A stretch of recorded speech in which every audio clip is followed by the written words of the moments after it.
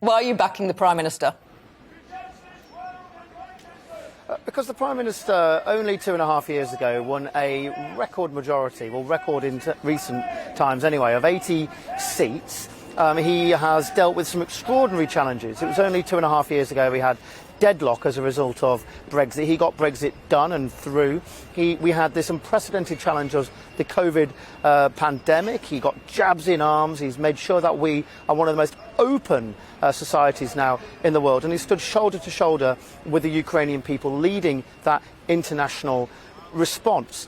There are challenges ahead. The cost of living challenge is real. I represent a seat in Peterborough where many people have issues with cost of living, rising energy prices, etc. But I'm confident the Prime Minister is the right person to lead us through this and then lead us on again to a great electoral victory. He's proved time and time again he's a great electoral asset. He's still very popular in places like Peterborough. So let's get on and back the Prime Minister. You're going to get a pasting on the 23rd of June, aren't you? Certainly in Honiton and Tiverton, down in the West Country. Well, quite often, we governing parties lose by-elections. That Hartlepool victory was an extraordinary achievement. And remember, that was only a year ago. That was an extraordinary achievement, but really very unprecedented. And so we've got to remember that and the context in which we're in.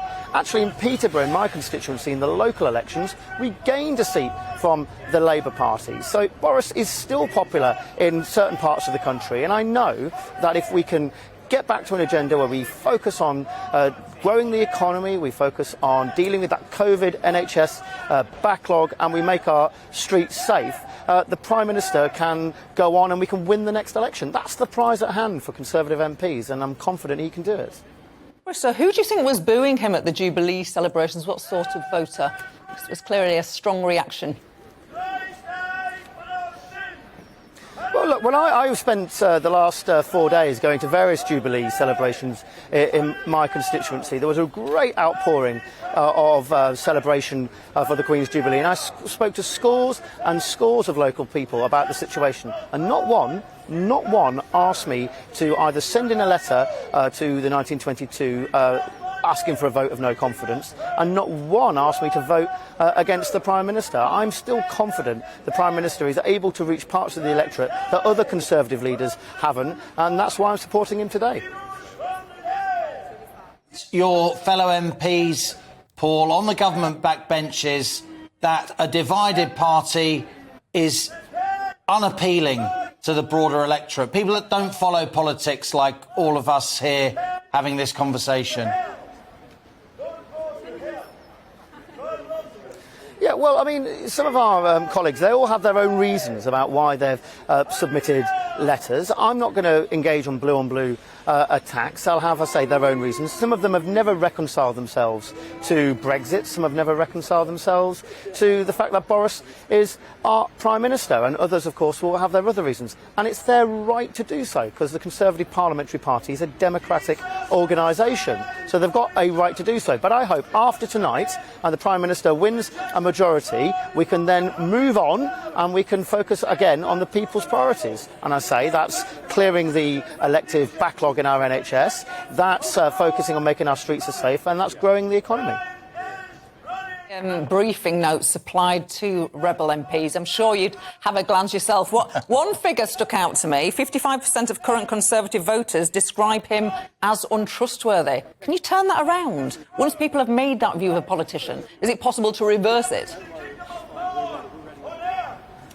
Forgive me, Gloria, I didn't quite hear all of that. There's a fool behind me shouting for some reason or another. But but you said to me that can he turn that around in terms of getting a popular vote at the next election and regaining trust? I think that's what he said.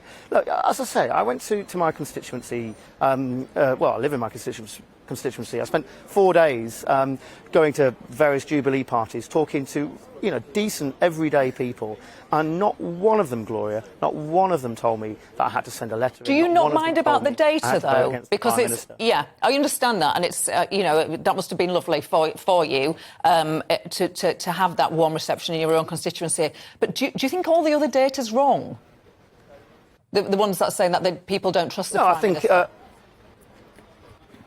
No, look, only a fool would sit there and not listen to people. No, only a fool would sit there and not take stock of what people are telling us. But what that tells me, Gloria, is that we've got to get back onto the front foot. We've got to start talking about the people's priorities. As I say, that's growing the economy, tackling the cost of living crisis, dealing with our NHS backlog, and making our streets safe. That's what the people in Peterborough tell me. And I think actually, if you looked at some of the polling that you refer to, that's what the wider electorate tell us as well. That's what we need to get back to, and not go down this rabbit hole of turning in on ourselves, infighting and having this rather self-indulgent episode where we have some sort of leadership contest. We need to focus on our priorities. We've dealt with three great challenges over the last 2.5 years in terms of Brexit, the COVID pandemic, and now the war in Ukraine. We can focus on these domestic challenges, and I'm confident Boris is the man to do it. And Paul, did you hesitate at all before giving the Prime Minister your support? Are you happy with the highest tax burden since the early 1950s? Are you and your constituents happy with emergency measures, a support package, which many people felt took too long to arrive? Well, I am a low-tax Conservative. I believe instinctively in low taxes, and I believe that the Conservative Party are the low-tax party.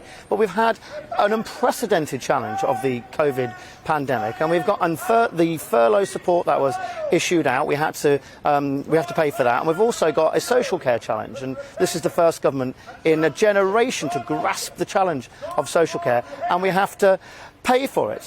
What I will say is that I was driving this morning. I was taking my girl to school, and I was listening to the radio all about the kind of leadership challenge and what was going to be expected.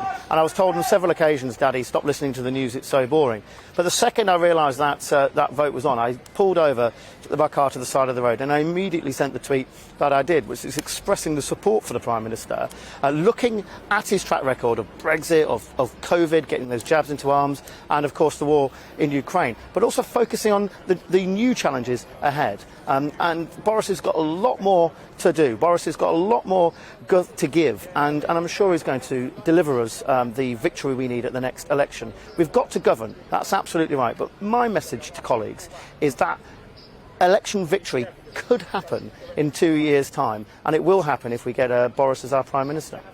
Paul Bristow, Peterborough MP, supporting his Prime Minister, supporting Boris Johnson in this imminent Conservative vote of the 1922 Committee of all Tory MPs. Thanks a lot for joining us on what's obviously a very busy day for you.